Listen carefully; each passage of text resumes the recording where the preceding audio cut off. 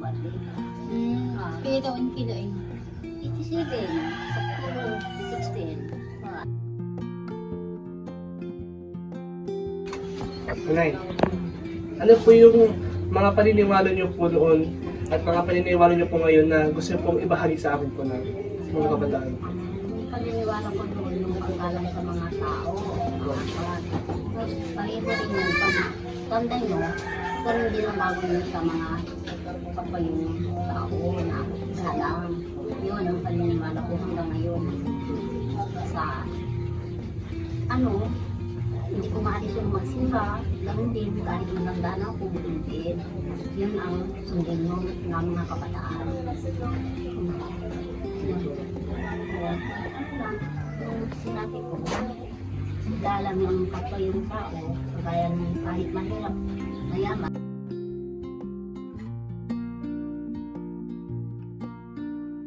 Sa panahon po ngayon, ano po yung mga napansin mo mga pag-uugali ng mga tao noon at ngayon?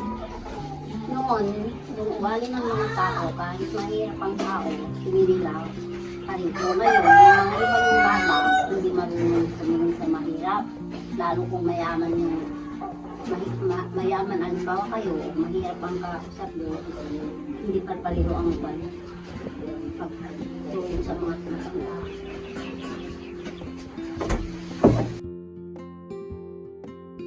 Noon po, ano po yung mga di nyong malilimutang mga karanasan o pangyayari sa buhay niyo po na gusto nyo po ibahagi sa amin? Yung mga mabubuti at masamang nangyari po sa inyo. Noon, ano, sa hirap ng buhay, naranasan namin kahit anong trabaho, nagtatrabaho kami dahil sa kahirapan. Ngayon, nung marami na akong anak, ay siyempre naranasan ko rin ang may habang konti. Kaya yan, ang sundin nyo. Yung mahirap, noon, kung makaginhawa kayo ngayon, hindi magbabago ang bani nyo. Yung ano, Ano po yung gusto nyo iwan po ipasang legacy po mapamana po sa susunod na generation po? pamana sa mga apo ko, yung paglalang sa mga tao, kahit mahirap, mayaman, dalang nila, hindi kagaya ng ibang bata na hindi sila marunong magalang. Yun lang ang ibahin sa mga apo ko.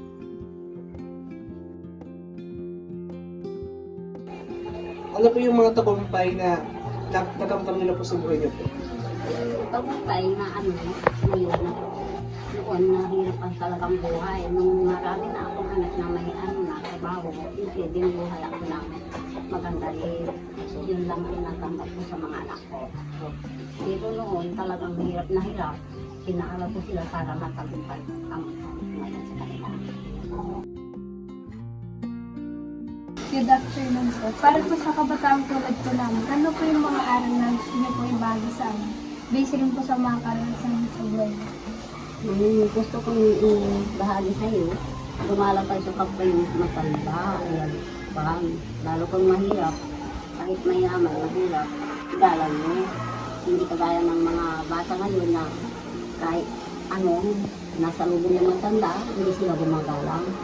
Yun ang ibahagi ko sa iyo. Yun ang gawin mo sa mga kapwa yung tao na matatanda. Ano po yung pangalan niyo tayo? Bienvenido y Tirado.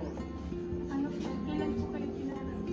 December 2, 1925. Ilan taon po kayo? 69.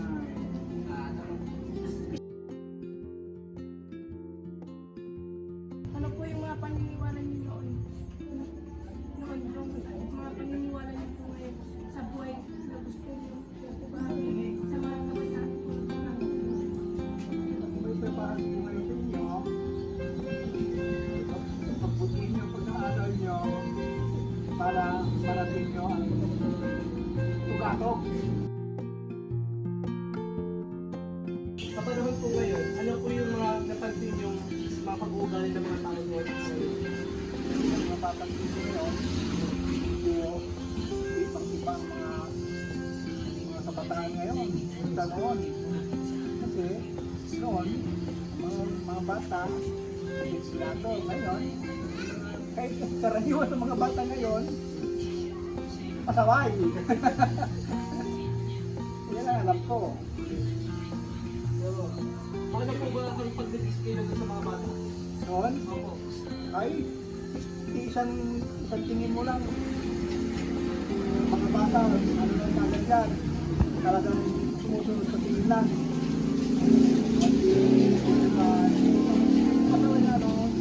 Talagang maaalit ang pagkano ng mga bata noon ay mga magulang noon sa mga bata.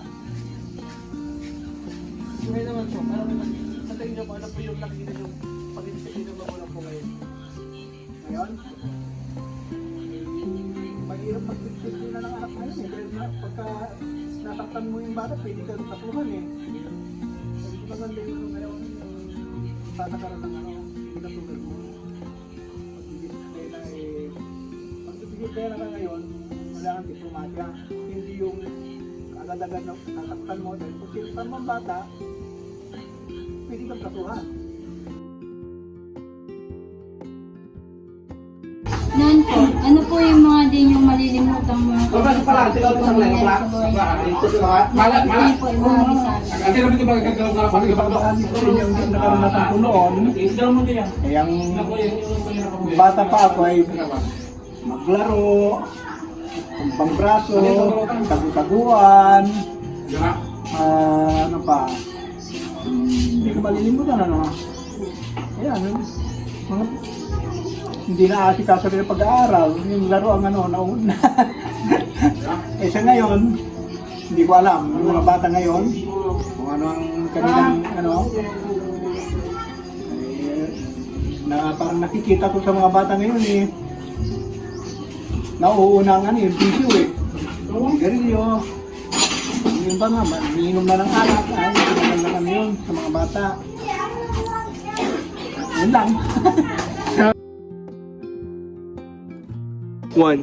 Ano po yung gusto nyo iwas o ipasang legacy o pamana po sa susunod na narito?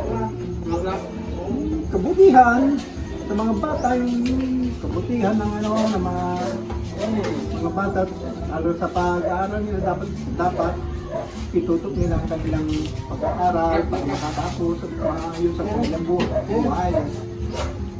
Yun lang, ano po. Ano po yung mga tagumpay na na-achieve nyo po sa buhay po at paano nyo po yung nakamit? Nakamtan? Sa pagsisikap, nakaahon din ako sa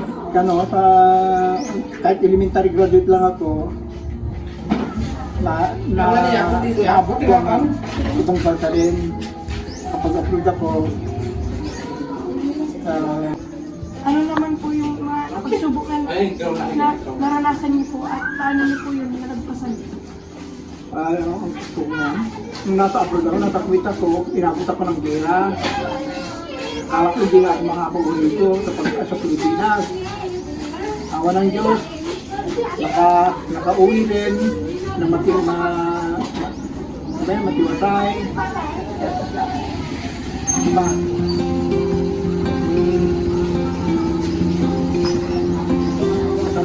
Matay yung anak ko isa.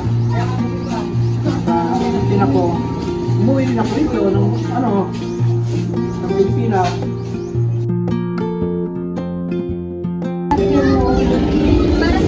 Para po sa kabataan tulad ko na, ano po yung mga aral na gusto mo pong ibahagi sa amin? Based din po sa mga karanasan niyo. May babahagi ko sa inyo.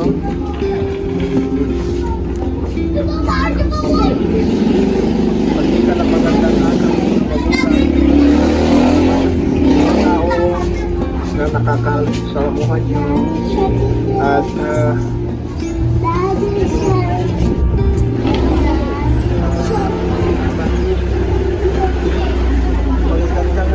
magandang aral para sa inyo. Gandang